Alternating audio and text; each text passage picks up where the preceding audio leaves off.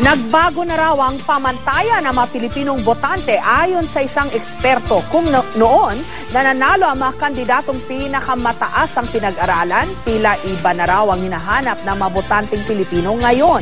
Si Sandra Aguinaldo on assignment. Sa meme na ito na kumakalat ngayon sa Facebook, ikinukumpara kung paano bumuboto ang mga Pilipino noon at ngayon. Dati raw, hinahala sa pwesto ang mga creme de la creme kumbaga sa mundo ng politika. Paramihan ang dekorasyon sa pangalan, pataasan ng pinag-aralan. Pero ngayon, bakit tila hindi na raw ganoon kataas ang pamantayan? Kung ang isang political analyst ang tatanungin, simula raw ng masadlak ang bansa sa kahirapan, ibang mga katangian na ang hinahanap ng mga botanteng Pinoy. So yung iniisip ng mga tao is how is this going to help the poverty situation in the country? You can't talk about inflation and the economy. Iniisip nila yung sarili nila, yung pang-araw-araw, paano kukunin yung kakainin ko bukas, paano tataas yung standard of living ko. Ibig sabihin kaya nito, ineetsapwera na ang utak at karanasan kapalit ng mga pangakong malapit sa sikmura? Sa survey na isinagawa ng Social Weather Stations noong 2010, lumalabas na pantay ang pagpapahalaga ng mga botanteng Pilipino sa personalidad at plataporma ng mga kandidato. Ang mga botante, importante sa kanila, makilala nila yung mga kandidato.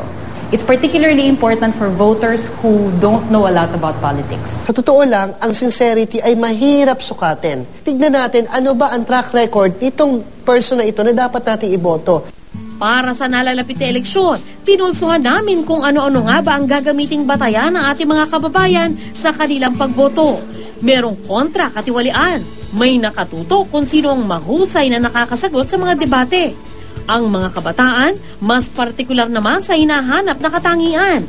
May nais ng makabayan, may gusto rin ng konkretong aksyon, at tulad ng inaasahan, meron pa rin sa karakter na katuon. Ang importante kung ano yung konteksto nila at that point in time.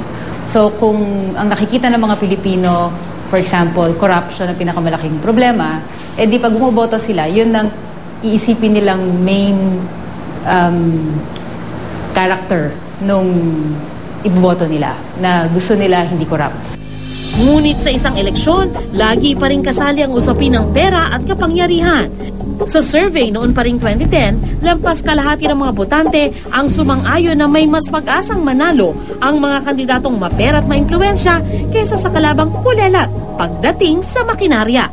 Pero it does not mean na tayo rin ay makikinig na lang kung sino ang malakas ang boses. In our changing times, pwede na rin nating masabi na bawal ang maging isang mangmang. Why? Because resources are within our reach. We have the internet na isang click mo lang, isang hanap mo lang ay malalaman mo. Sa huli, ang pagboto ay isang tungkulin at karapatang hindi maaring diktahan ni numan. Sana lang pagdating ng botohan, masabi natin sa ating sarili na nagampanan nating mabuti ang ating tungkulin sa bayan.